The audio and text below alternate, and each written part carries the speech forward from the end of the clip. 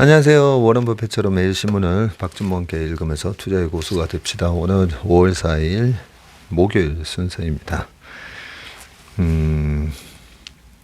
이번 주는 3일밖에 일을 안 해서 상당히 기분이 좋습니다. 내일부터 어린이날 그리고 일요일이 어버이날이 있더라고요. 가정에 자녀가 있으신 분들 그리고 또 부모님 계시는 분들 효도도 많이 하시고 행복한 시간 보내시기 바라겠습니다. 오늘은 전자신문에서 기사를 가져왔습니다. 카뱅 분기에 1364억 최대 영업이익이 나왔다고 그러고요. 주담대 신용대출이 실적을 견인했다라고 되어 있습니다. 여기는 우리는 주담대 하면 주식담보대출 이렇게 자꾸만 떠오르는데 여기서 얘기하는 주담대는 주택담보대출일 거고요. 한번 보겠습니다. 1분기 실적이 전년보다 54%가 증가를 했네요. 수신 잔액이 출범 이후에 첫 40조를 넘었고요. 주담대 1분기 신규 취급액은 1.4조, 중저신용대출도 늘어서 잔액이 3.5조, 5대 금융그룹도 호실적 이어가. 이게 중요하죠. 처음에 50% 넘었다라고 했을 때 다른 데는 죽 서고 있는데 카뱅만 그런 건지 아니면 전체 업황이 좋아서 그런 건지 이자가 금리가 높다 보니까 카카오뱅크 1분기 실적이 영업수익이 65.6%나 증가를 했고요. 22년에서 23년 전년 동기 대비 증가율입니다. 영업이익은 54.3% 이렇게 증가를 했습니다. 내용을 읽어보겠습니다. 카뱅이 창사 이래 최대 분기 실적을 기록했고 금리 인상과 대출 증가로 주요 은행들이 역대급 실적 잔치를 벌이는 가운데 인터넷 은행도 이 대열에 합류를 했다. 카뱅이 이렇게 늘었고 영업이익 기준 역대 최고 실적인 지난해 3분기 기준으로 1046억 원을 2분기 만에 갈아치웠고요. 수신잔액이 40조를 넘었고 여신잔액도 29조 3천억 원으로 30조에 바짝 다가섰습니다. 카뱅의 호실적은 신용대출과 주택담보대출이 골고루 성장했기 때문이고요. 주택담보대출은 출시 1년 만에 잔액 2조 4천억을 달성을 했고요. 신규 취급액도 올해 1분기 1조 4,370억 원으로 지난해 4분기 7,940억 원에 비해서 2배 가까이 늘었습니다. 김석 카뱅 CEO 최고 운영 책임자는 올해 안에 보금자리론 출시로 주택담보대출 시장 커버리지를 더욱 확대할 예정이라고 하면서 올해 10% 중반대 여신 대출 성장이 가능하다고 말을 했습니다. 카뱅 외에 주요 은행들도 역대급 실적을 기록을 하고 있는데 5대 금융지주 KB, 신한, 하나, 우리, NH 올해 1분기 연결 기준 당기 순이익은 총 5조 8,462억 원에 달합니다. 지난해 같은 기간 대비 12.6% 증가를 했네요. KB금융이 1조 5천억 정도, 신한금융도 1조 4천억, 하나금융이 1조 1천억, 농협이 9,500억, 우리금융이 9,100억 정도의 순이익을 각각 올렸고요. 금융당국의 이자장사 지적 압박에 1분기에 대손충당금을 추가로 쌓는 등 관리에 나섰음에도 호실적을 달성한 것이다. 수익을 줄이려고 이제 대손충당금을 많이 쌓았나 봅니다. 요런 걸 이제 재무제표를 들어가서 대손충당금을 얼마나 쌓았는지 우리 최상무랑 같이 미국 은행 기업 실적 발표할 때도 저희가 이거 많이 체크하지 않습니까? JP 모건도 그렇고 모건 스탠리 그리고 골드만삭스, 뱅크 오브 아메리카 은행들이 대손 충당금을 얼마나 쌓아놨다가 나중에 그거가 다시 이제 환입되면 충당금 환입 이익이 또 잡히면서 실적이 다시 늘어나기도 하고요. 은행권은 수익원이 이자에 치중되는 것을 피하기 위해 다양한 방법을 강구하고 있는데 펀드랑 파생상품 판매, 증권업 대행, 방카슈랑스와 그리고 신용카드 업무 등으로 얻는 수수료의 이익 비중이 늘어난 것이 이를 증명한다.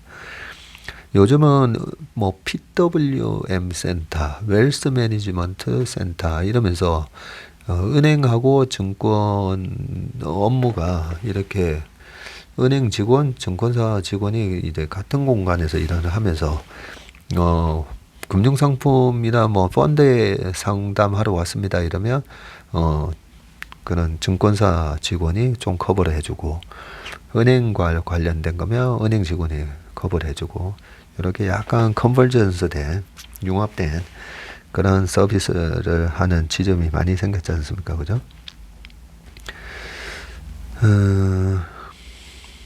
하나금융 1분기 비이자 이익도 7,800억으로 지난해 같은 기간 대비해서 53% 가까이 증가했고요. 최근 5년 이내 분기 최대 수치라고 합니다. 농협금융도 1분기 비이자 이익이 7,200억으로 지난해 같은 기간 대비해서 129.9%나 늘었네요.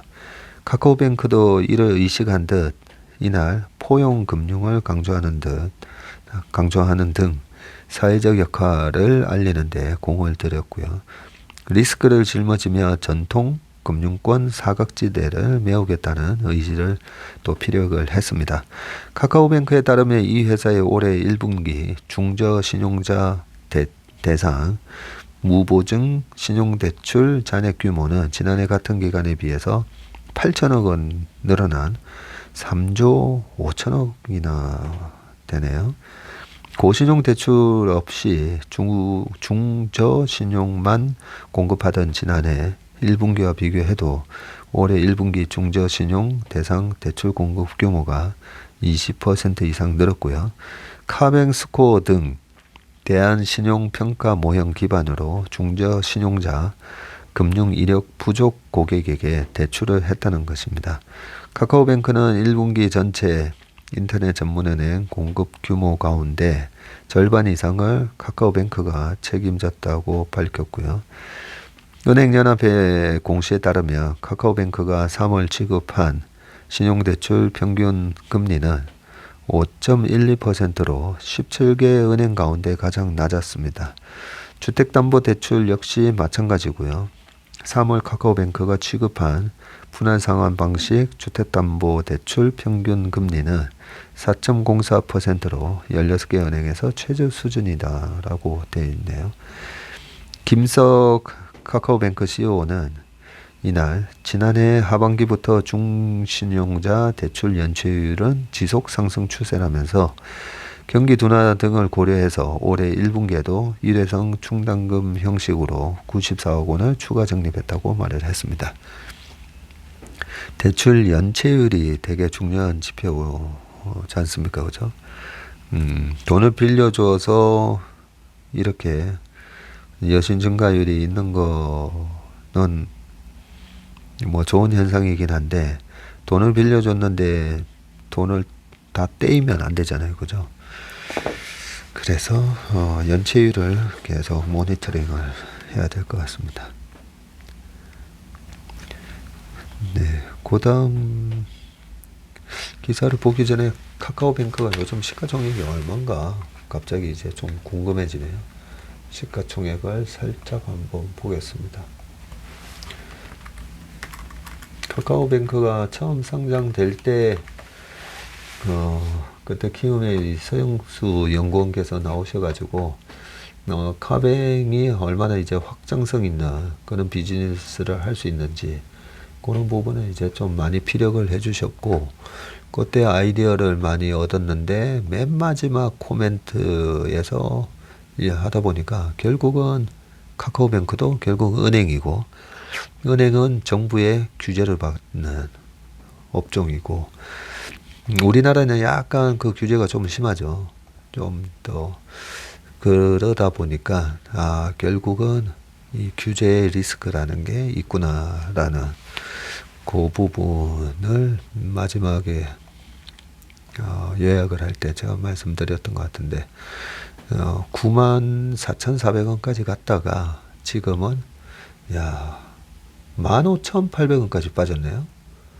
와, 엄청 빠졌네요. 15,800원 빠졌다가 23,500원이네요. 이 회사가 공모가가 그때 얼마였었죠? 공모가가 당시에 카뱅이 한때 신한하고 KB를 합친 거 시총까지도 갔었던 걸로 기억이 나는데요. 지금 23,000원인데 시총이 11조니까 9만 원대였으면 여기서 딱 4배 갔을 때네요. 4배니까 시총이 45조 정도였네요. 딱 45조. 한때 45조 같던 그런 시총이었고요. 이 정도 시총이면 실질적으로 지금 신한은행하고 KB은행의 시총이 한 27조 전후 하지 않습니까? KB금융 같은 경우가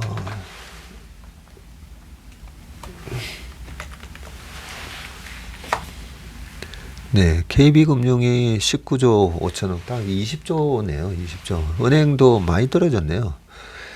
KB금융도 최고가 했던 게 22년 초에 6만 6천 원 갔다가 지금 48,400원에서 고점 대비 27% 빠졌으니까 그렇죠. 한 25조 정도 하다가 지금 19조 5천억 딱 20조 하고, 신한은행이 한때는 KB보다는 시총이 높았다가 요즘은 KB보다 약간 뒤쳐져 있습니다. 신한은행이 시총이 한 17조 6천억 이렇게 돼 있네요. 그러니까 요 두 개 합쳐가지고 20조 20조 해도 40조인데 카카오뱅크가 한때 44조까지 갔었으니까 그때 당시에 이거는 좀 너무 과한 거 아닌가 이런 분위기가 많이 있었던 것 같습니다. 그 다음에는 머크 대전에 바이오 생산 시설을 짓는다라는 기사입니다.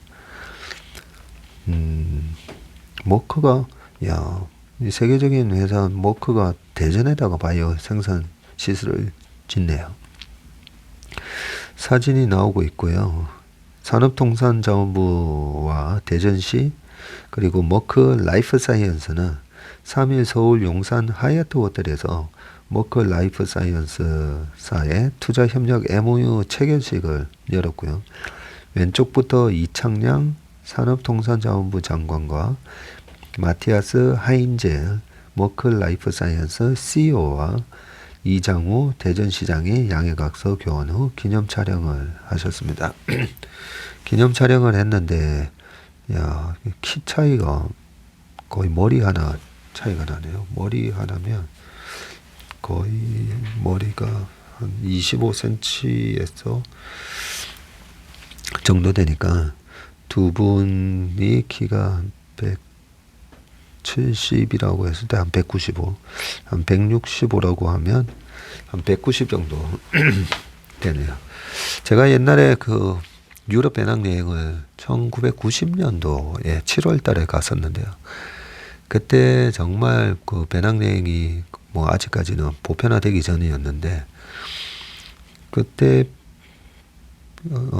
여행을 다니다 보니까 런던 지하철을 탔더니 제 키가 그 런던 사람들 허리에 와 있는 느낌을 받았었어요. 와, 뭔 사람들이 이렇게 키가 큰가라고 느꼈다가, 그러고 나서 벨기에로 가서 독일 이렇게 하는데, 독일 갔더니 독일 가서 또 제 키가 거의 난쟁이가 된 느낌을 받다가 나중에 이제 헝가리 그리고 이탈리아의 뭐 나폴리 그런 데로 가면 갈수록 제 키가 또 다시 쑥 커지는 거예요. 커졌다가 나중에 프랑스랑 뭐 여기저기 돌아다녔는데 아무튼 런던 지하철과 독일 갔을 때 제 키가 뭐 엄청 줄어든 그런 느낌을 받았는데 그쪽 사람들이 키가 되게 게르만족들이 키가 좀 큰 것 같습니다. 쓸데없는 얘기를 했는데요. 한국의 반도체 디스플레이 투자를 진행하고 있는 독일 머크가 투자 범위를 바이오로 확장한다.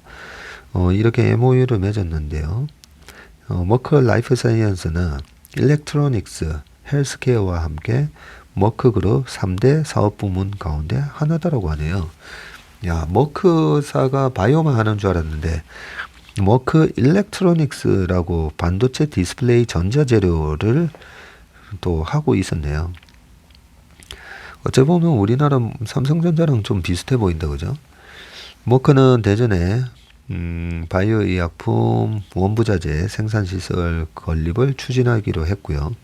아태 지역 제약 바이오 기업에 공급할 각종 원료를 한국에서 생산할 계획인데 산업부는 투자가 완료되면 해외 의존도가 높은 바이오 원부자재의 안정적 공급망을 확보할 것으로 기대했고요. 또 비수도권 투자 유치라는 점에서 지역 경제 활성화에도 도움이 될 것으로 전망이 되는데 대전시는 머크 사업 계획이 원활하게 진행되도록 지원하기로 했다고 합니다. 마티아스 하인첼 머크 라이프 사이언스 CEO는 한국 바이오 산업 발전에 기여하고 싶다면서 생산 기지가 완공이 되면 한국 바이오 산업 발전에 중요한 허브 역할을 담당할 것이라고 얘기를 했고요. 머크는 최근 한국 투자를 강화했다고 합니다. 2025년까지 반도체 디스플레이 분야에 약 6억 유로, 한 8,800억 투자하고요. 국내 반도체와 OLED 소재 생산 설비를 확장하고 연구개발 역량을 강화하기로 했고요. 또 반도체 연마 소재와 극자외선 EUV 공정 세정액을 한국에서 직접 생산하고 반도체 절연막 소재인 고유전율 전구체 사업을 추진하기 위해서 메카로 화학사업 현 M케미칼을 인수하기로 했다고 합니다. 대규모 인력 채용도 진행하고 있고요. 반도체 주요 고객사가 한국에 있다는 점을 고려한 현지화 전략이라고 하네요. 머크의 한국 투자가 반도체 디스플레이 중심에서 바이오로 또 확대되는 모습인데 이번 바이오 협력과 국내 투자 진척 정도를 파악하기 위해서 머크 그룹의 주요 경영진도 총출동을 했는데 프랑크 슈탄켄베르크 하버캄프 머크 지주회사 겸 가족위원회 회장과 벨렌 가리호 머크 그룹 총괄 CEO, 카이 베크만 머크 일렉트로닉스 CEO 등이 이달 1일 한국을 찾았다고 합니다. 이들은 한국 머크 주요 사업장을 시찰하면서 국내 투자 성과를 점검을 하고 임직원을 격려하는 타운홀 미팅에 참석하는 것으로 알려졌고요. 이 일에는 보건복지부와 만나 바이오 산업 전반에 걸친 협력 방안을 논의했다. 네. 근데 이 기사는 좀 뭔가 시사하는 바가 있는 게 독일의 이런 머크 같은 그룹이 왜 우리나라에 이렇게 투자를 막 할까 한번 생각을 해보면 이 반도체 최근에 여러 가지 IRA 법안도 있고 야 우리나라 반도체가 과연 이런 여러 복잡한 지정학적 리스크랑 여러 가지 국제 정세 속에서 살아남을 수 있을까 뭐 이런 생각도 많이 하잖아요. 머크가 그런 거 고려 안 했겠습니까? 그죠? 그런데 2025년까지 이렇게 반도체 디스플레이, OLED 이런 거에다가 투자를 한다는 게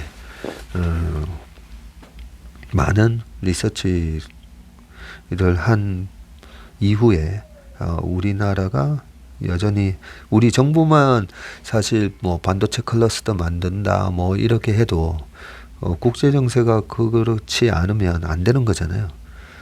그런 면에서 상당히 긍정적인 면이 있다라고 생각이 듭니다. 그 다음에 현대차 미국에서 37.2톤 수소 전기 트럭을 공개했다고 하고요. 1회 충전 720km를 주행을 할 수 있다고 되어 있네요. 현대차가 뭐 못하는 게 없습니다. 현대차가 북미 시장에 특화한 대형 수소 전기 트럭과 수소 상용 모빌리티 비전을 공개를 했고요. 현대차는 1일에서 4일 미국 캘리포니아주 애너하임에서 열리는 청정 운송수단 박람회 ACT 엑스포 2023에 참가를 해서 엑시언트 수소 전기 트럭 트랙터 양산형 모델을 선보였다고 하네요. 야, 밑에 사진이 나오는데 되게 멋있습니다. 엑시언트 수소 전기 트럭 트랙터는 장거리 운행이 많은 북미 지역 특성에 맞춰서 개발한 총 중량 37.2톤급 6x4 대형 트럭이다. 보통 이제 우리가 4x4 하면 4x4가 사륜구동 맞죠? 6x4면 이게 좀 헷갈리네요. 6x4면 이 축이 6개, 양쪽 2개씩 이렇게 3개, 6개 바퀴가 돌아간다는 건지 4x4, 2x4 이 옛날에 알았는데 지금은 기억이 좀 잘 안 납니다. 잘 모르는 걸 제가 설명을 드릴 수는 없고요. 댓글에다가 아시는 분들 좀 설명을 좀 남겨주시기 바라겠습니다. 180kW급 수소 연료 전지 시스템과 최고 출력 350kW급 구동 모터를 탑재를 했고요. 1회 충전 시에 최대 적재 상태에서 720km 이상 주행이 가능하다고 합니다. 현대차는 2일 보도 발표에서 근데 720km면 우리나라 뭐 서울 부산이 400km고요. 미국에서 720km면 어느 정도 거리라고 볼 수가 있을까요? 예, 워낙 땅덩어리가 넓어가지고 그죠? 예. 현대차는 2일 보도 발표회에서 북미 친환경 상용차 사업 비전을 제시하면서 차량 판매를 넘어서 수소 공급과 리스 및 파이낸싱, 플릿 운영과 유지 보수 및 서비스를 아우르는 수소 가치 사슬을 구축하겠다고 강조했다. 고객사가 각 사업에 최적화한 수소 모빌리티 통합 솔루션을 도입하도록 돕겠다는 구상이고요. 이를 위해 경쟁력 있는 현지의 파트너사와 협력을 한다는 건데 2021년 캘리포니아 항만 친환경 트럭 도입 프로젝트 놀칼 제로라고 되어 있는데 여기 아마 노스 캘리포니아에 있는 그런 지역을 이렇게 하고 제로 탄소 뭐 이런 개념으로 한 것 같고요. 여기에 참여한 현대 글로비스는 차량 운영을 하고요. 맥쿼리는 리스 및 파이낸싱, 그리고 FEF는 수소 공급, 그리고 페이퍼는 유지 보수 등과 이렇게 시너지를 극대화할 예정이라고 합니다. 북미 친환경 상용차 사업을 고도화하기 위한 노력도 이어가는데 현대차는 조지아주 브라이언 카운티에 들어설 전기차 전용 신공장 현대차 그룹 메타플랜트 아메리카를 신규 사업 테스트베드로 활용할 방침이고요. 캠 라미레즈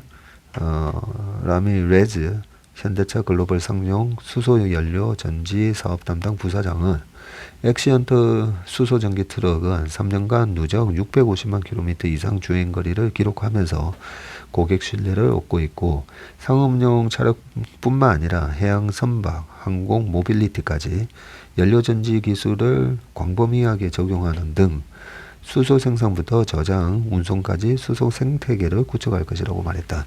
이 마지막 요 코멘트가 저는 좀 중요해 보이는 게 이렇게 수소 트럭을 해가지고 아니 뭐 트럭 몇 대 판다고 뭐 우리가 그렇게 생각할 수도 있잖아요. 근데 트럭에 그치지 않고 이 확장성 주식은 항상 그 기업이 영위하는 비즈니스의 확장성이 있을 때 주가가 또 점프업을 하게 되는데 어디까지 확장 가능한가를 미리 알고 있으면 좋거든요.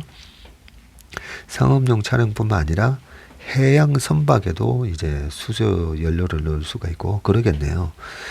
이 IMO 2020이 그 작동을 하면서 황산을 많이 배출하는 연료를 못 쓰도록 많이 줄이도록 그게 2020년부터 적용이 되고 그러면서 이제 친환경 선박에 대한 니즈가 되게 높아졌지 않습니까? 그죠?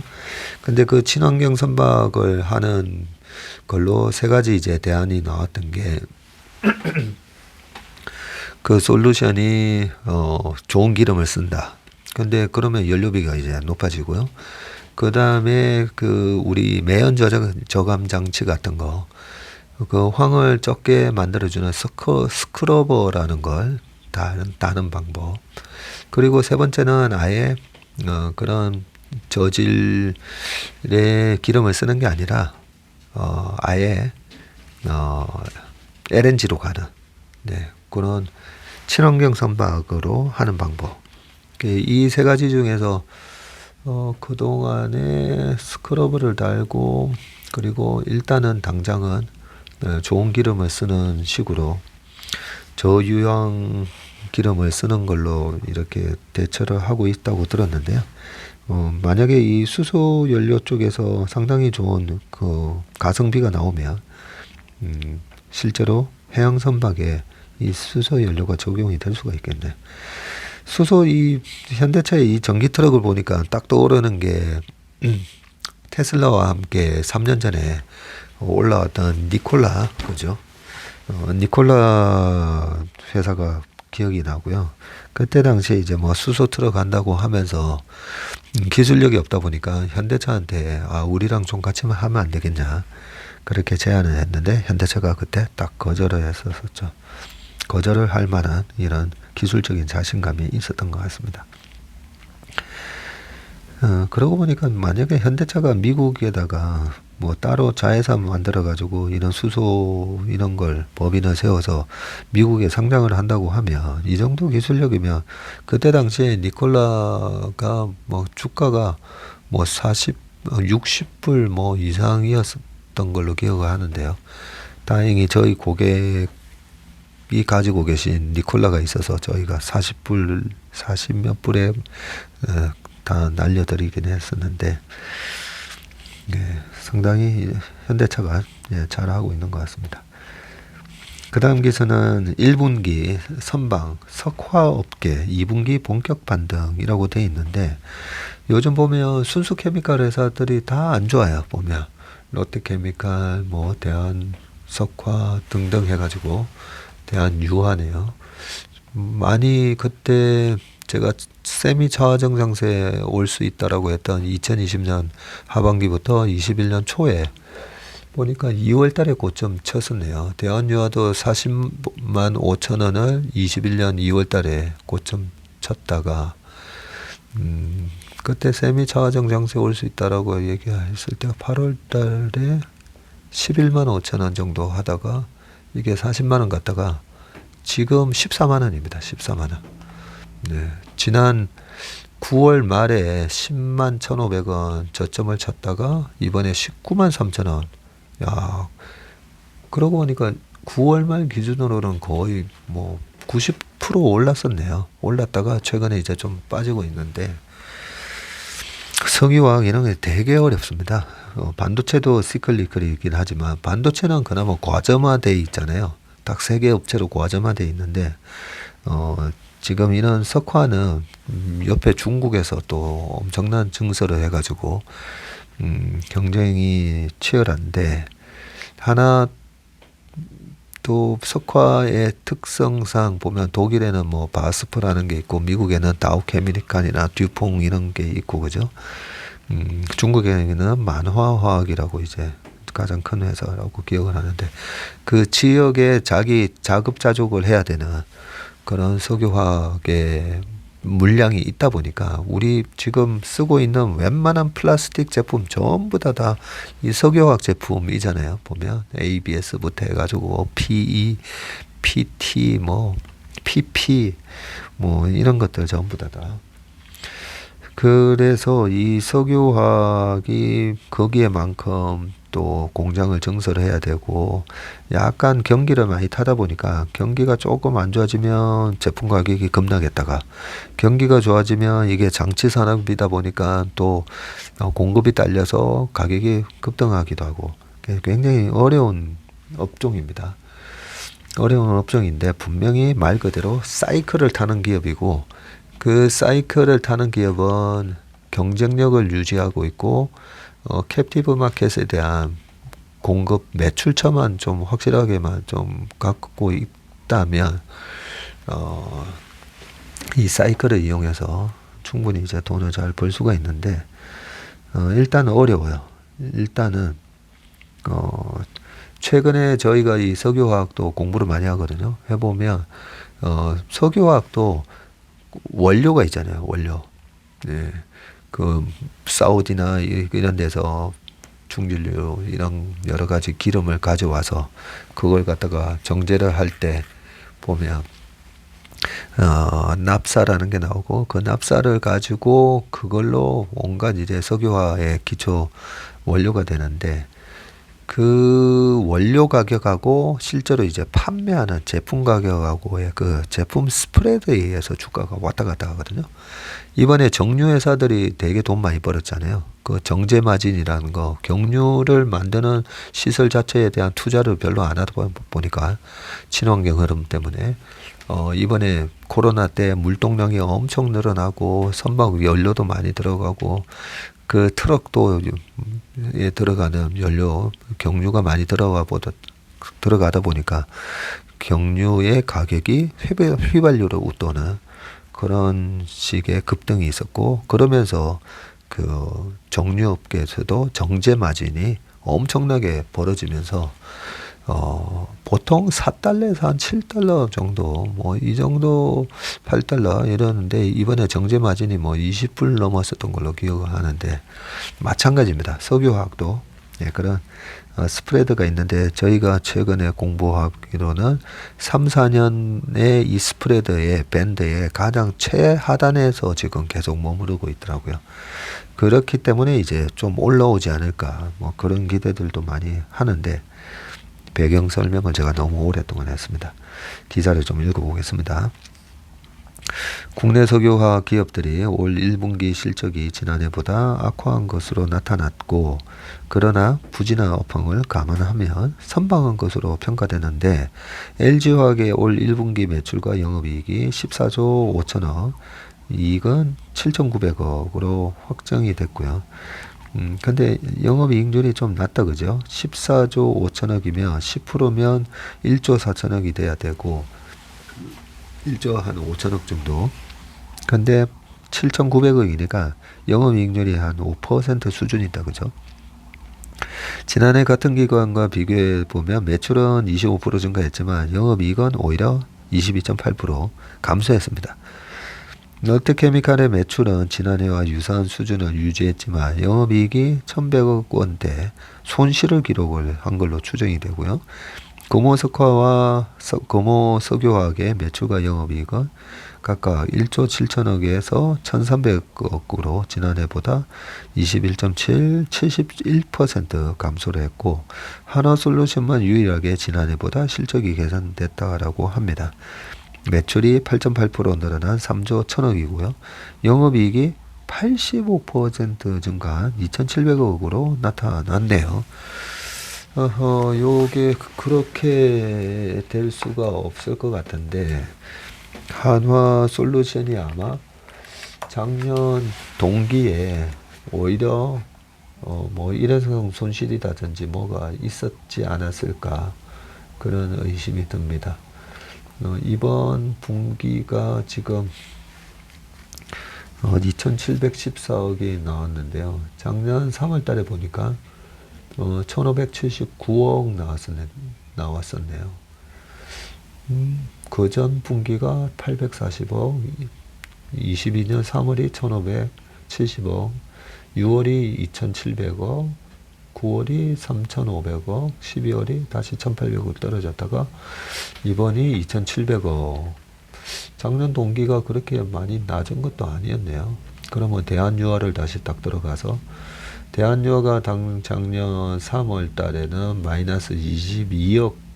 대한유화는 지금 계속 한 둘, 셋, 넷, 다섯, 여섯 분기 연속 지금 적자가 나오고 있네요.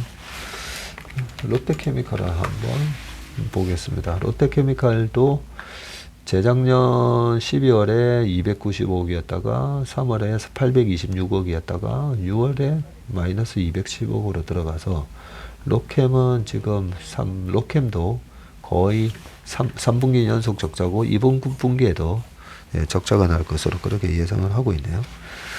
그런 거 보면 하나솔루션이 상당히 잘 했네요, 보니까. 네. 이들 기업의 지난 1분기 영업이익이 총 1조 원 안팎으로 전년 대비 반토막이 났는데 애초 컨센서스보다는 크게 웃돌았다고 합니다. LG화학의 1분기 영업이익을 6천억 그리고 롯데케미칼은 2천억 원대 손실을 기록할 것으로 보고 금호석화의 영업이익도 애초 예상보다 10% 이상 늘어났네요. 석유화학업계는 2분기를 본격 실적 개선 시점으로 잡고 있는데 LG화학은 1분기 석유화학 부문 영업손실이 510억 원으로 직전 분기와 비교해서 적자폭이 축소됐다고 밝혔고요. PO, PE, SAP, CNT 등 고부가 프리미엄 제품군 수요가 지속적으로 증가하고 있다고 설명을 했고요. 성수기에 진입하는 2분기에는 수요 회복으로 석유화학 산업이 흑자 전환할 것으로 내다봤습니다. 롯데케미칼은 원료인 납사 가격이 하락한 가운데 주요 제품 가격이 상승을 해서 실적 회복에 실마리를 잡았다고 하네요. 롯데케미칼의 복합 스프레드는 지난해 4분기 대비 톤당 약 35달러 증가한 것으로 추정이 된다고 합니다. 증권가는 롯데에너지 머티리얼즈 실적이 반영되는 2분기에 롯데케미칼의 흑자 전환이 유력한 것으로 내다보고 있고요. 이 롯데에너지 머티리얼즈가 지난번에 일진 머티리얼을 2조 7천억인가 주고 샀었잖아요.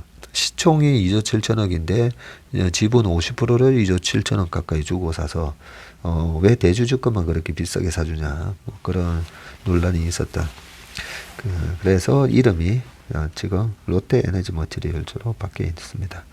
금호석유는 지난해 4분기에 증설한 SSBR의 판매 증가 효과를 2분기부터 본격 누린다고 하고요. 이와 함께 전방 산업인 자동차 타이어에 올해 수요가 개선될 전방이어서 실적 개선이 본격화할 것으로 기대되고요. 백영찬 상상인증권 리서치 센터장은 석유화학 업황의 완전한 개선보다는 점진적으로 좋아지는 상황이 연출될 것이라면서 2분기를 기점으로 하반기부터 석유화학 부문에서 본격적인 흑자 전환이 이루어질 것이라는 기대감을 내비쳤다고 합니다. 네, 이런 석유화학은 우리 최종 소비재가 아니다 보니까 우리가 잘 모르잖아요. 그래서 이렇게 신문 기사를 통해서 지금 업황이 어떻게 돌아가고 있는지를 파악을 할 수가 있습니다. 그 다음 기사는 폐리튬 이온 배터리에서 금속만 추출, 폐배터리 재활용 공정을 단순화한다라는 그런 기사입니다. 폐배터리 시장이 굉장히 커질 거기 때문에 요즘 거기에 관심이 많지 않습니까? 그죠? 기초과학연구원은 첨단 연성물질 연구단 바루토슈 그지포프스키 그룹 리더 연구팀이 반응 용기 하나로 폐리튬 이온 배터리에서 금속을 재활용하는 새로운 방법을 개발했다고 3일 밝혔는데요. 리튬 이온 배터리는 충전과 방전을 할 수 있는 2차 전지 한 종류로 휴대전화, 노트북, 뭐 이거는 이제 아주 잘 아시죠. 그러나 수요에 따른 리튬이온 배터리 폐기물 양 또한 늘면서 폭발 및 화재의 위험성이 크고 유독물질로 인한 환경 오염 원인이 되는 폐리튬이온 배터리 처리 방안이 골칫거리다. 그러고 보니까 우리가 그 조그만 원통이요. 그냥 배터리도 그걸 그냥 버리면 오염이 되니까 따로 버리라고 해서 따로 버리지 않습니까? 그죠? 그동안 폐배터리를 잘게 쪼개 분쇄하고 화학 처리를 통해서 원재료인 금속을 걸러내는 재활용 공정이 활용됐으나 이는 복잡하고 비용이 많이 든다.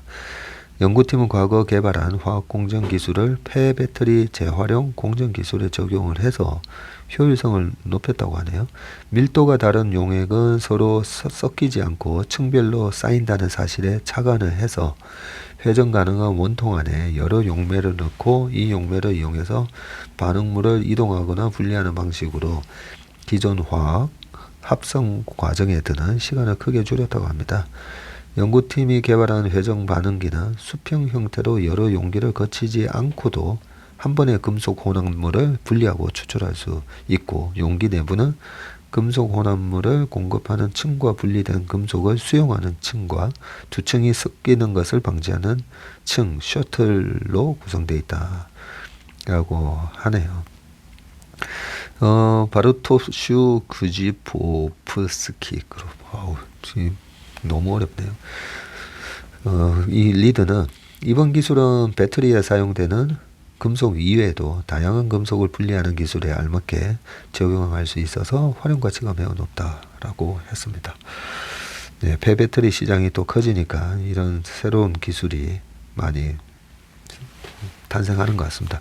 우리가 어릴 때 그런 얘기 들었잖아요. 남아있는 기름이 이제는 70년치밖에 안 된다. 뭐 이런 얘기. 그게 그러고 보니까 70년대에 오일 쇼크가 있으면서 나왔던 얘기인 것 같네 보니까. 그런데 기름은 지금 어마어마하게 생산이 되고 있지 않습니까? 그러니까 제가 유학 갔을 때 석유개발공사에서 온 형님이 계셔가지고 그 형님한테 그걸 물어봤었어요. 아니, 우리 분명히 어릴 때 50년치, 70년치밖에 안 남았다고 하는데 어떻게 기름이 계속 나옵니까? 하니까 추출하는 기술력이 있다고 합니다. 우리가 금을 캐듯이 석유를 시추할 때도 보면 그 모래나 이 돌 사이에 촘촘히 이렇게 석유가 박혀 있는데 그걸 얼마나 그냥 쉽게 추출하는 것만 뽑아낼 거냐 아니면 촘촘하게 있는 것까지 다 뽑아낼 거냐. 예, 거기서 이제 기술력의 차이라는 얘기를 했었는데 그 이후에 이제 셰일 혁명이 나오면서 또 새로운 셰일층에서도 석유를 뽑아내는 그런 기술이 나온 것처럼 폐배터리에서 이렇게 금속을 추출하고 재활용하는 이 기술도 아마 계속 진화하겠죠. 네. 예, 오늘 기사는 시간이 오늘도 좀 초과됐는데요. 오메 신박은 여기까지 하겠습니다.